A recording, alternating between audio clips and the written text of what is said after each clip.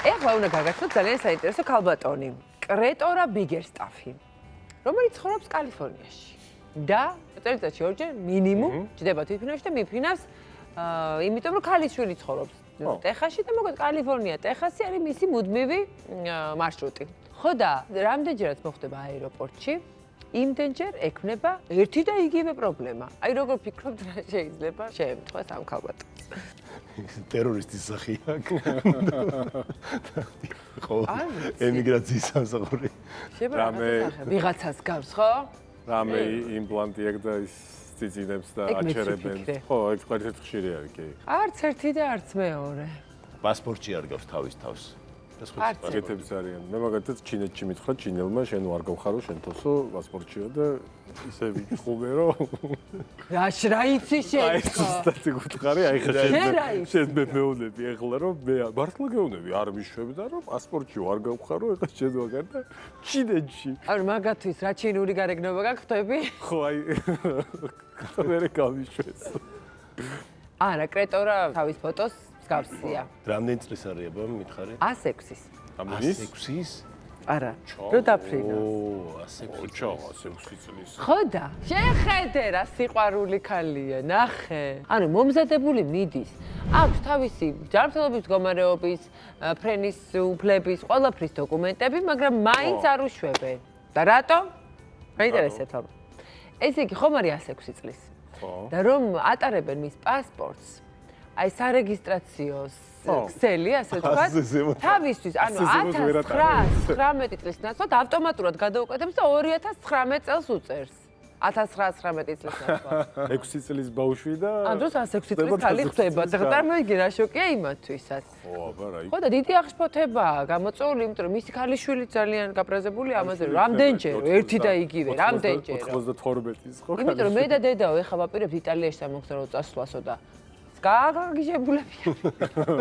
ხო, ხა თუ რეგისტრაციისას შეყვანილი მონაცემები თუ არ ემთხვევა, თავისთავად გასაგებია, რომ უსაფრთხოების სამსახურისთვის, რა თქმა უნდა, სერიოზული პრობლემა არის. ეხლა დავფიქრდი, ანუ ხო ბიომეტრიული პასპორტი იქნება ყველა ვარიანტში რა, ანუ ის ყველა ვარიანტში იქნება ბაზაში, ხო? ხო, მაგრამ გონიათ რომ შეცდომ რომ 106 წლის ადამიანი რომ საფრენად მომიდა, უშუალოდ გონიათ რომ აეროპორტის პროგრამა და ის 100 წლის რომ გახდათ რომ მაშინ დაეწყო ეს პრობლემა. რავიგე, ეგ შეიძლება, ხო, პრინციპში შეიძლება. პროგრამას გონია რომ urებს ვერ მიყვება ამ გალს.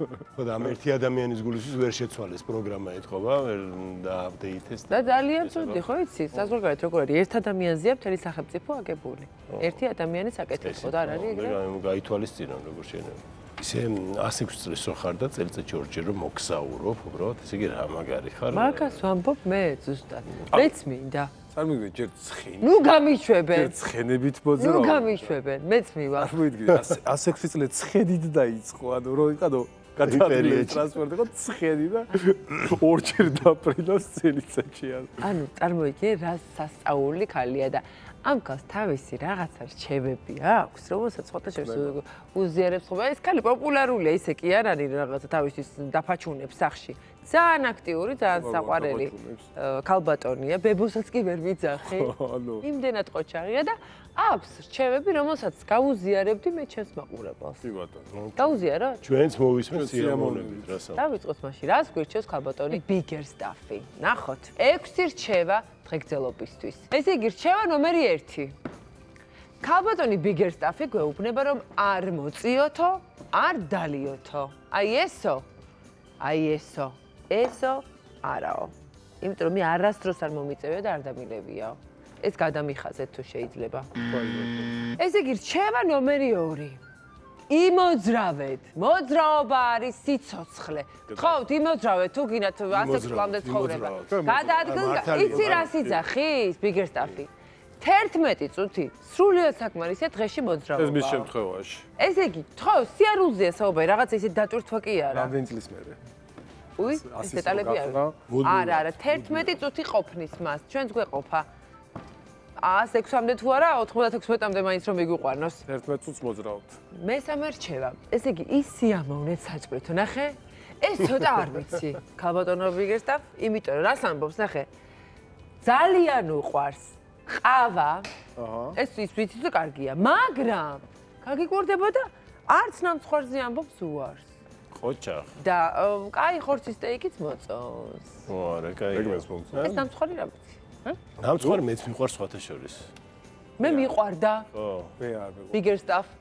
და მაგის გამოგავანებით თავი რომ 106 წლამდე ვიცხოვრო და რა ხდება? გაგიცვალე თამაში. კი ბატონო.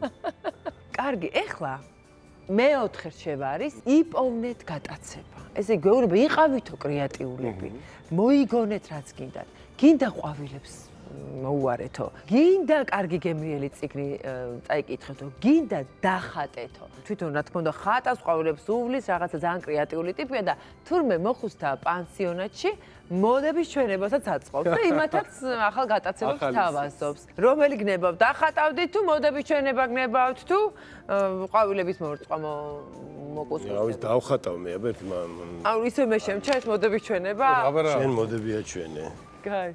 ანუ მე თან მივას 11 წუთი სიარული გამოვიდა. ანუ ესე იგი ხატვა სასიამოვნო პროცესი უნდა იყოს პრინციპში. და მე მოგიყვებით კიდე რჩევა. აი მეხუთე რჩევა, გაინტერესებთ? კი. ესე იგი, მეხუთე რჩევა არის, რომ მუდამ ისწავლეთო რაღაცა ნებისმიერი ახალი რამ, რაც შეიძლება დაისწავლო. ეს იქნება ლექსები, აჰა. ახალი. თმებს ეს იქნება რამე ახალი პროფესია. იქნება ცეკვა მოგიდეთ. თვალები. ნებისმიერი რამ, რაც რაღაც სიახლე შემოიტანს თქვენს ცხოვრებაში. მაგას მეცნიერული დავსაბუთებაა. სულხან საბაორბელიანი. მაგას მეცნიერული დავსაბუთებაც აი, აქვს. სიბრძნეა. ალცჰეიმერის პროცენტს, ანუ ის ვინც კითხულობს და ხშირად ანუ ახალ იმას ინფორმაციას იღებს, უფრო დაბალი აქვს, ვიდრე ის ადამიანი, რომელიც არ ტვირთავს, ესე ვთქვათ, ტვინს. მოგეთ ვისწავლეთ რაღაც ახლები. ლევა, რა კარგია, ეს ვინ არის? გადასწავლე. არიცი, უბრალოდ. შენიერი. და მეექვსე რჩევა დაგვრჩა. ისმენ. მუდამ იყავით დაკავებული. ესე იგი, რა თქმა უნდა, მოიგონა ბევრი რაღაცა კრეატიულ ნაწილში, რომელთაც დააკავა საკუთარი დრო, მაგრამ გვეუბნება შემდეგს, თავის შეცოდებაო, არ არის კარგი საქმეო. გაიღვიძეთო? ნუ გოროვებთ ლოგიშო, წამოფრინდითო, ჩაიცვითო, გადით პირდაპირ ქუჩაშიო, ხალხთან კონტაქტში იყავით და კომუნიკაციაშიო, მოусმინეთ ახალ ამბებსო. ვიყავით ძალიან ესეთიო აქტიური ქუჩაში, რაღაც მაღაზიაში ხო რაღაცას დაათვალიერებ, ჩამოждები, ვიღაცას გამოელაპარაკები, საქმე გამონახეთო. თან ძალიან მარტივი რაღაცები გამოვიდა, არც ის არის რომ შეუძლებლად წარმოიდგინოს ვინმე. მისი რჩევით შეიძლება მართლაც მაქსიმუმ აეროპორტში შეგექმნათ პრობლემა. ყველაზე დიდი და ყველაზე მტკივნეული რაც შეიძლება 100 რო გადაცდებით, რომ აი აეროპორტში შეიძლება ცოტა ხანი შეგაფერხოთ თვითფრინავში ჩასვლამდე. თანახმავარ. ადეკით ახლა იარე 11 წუთი ჯერა გაბრულია.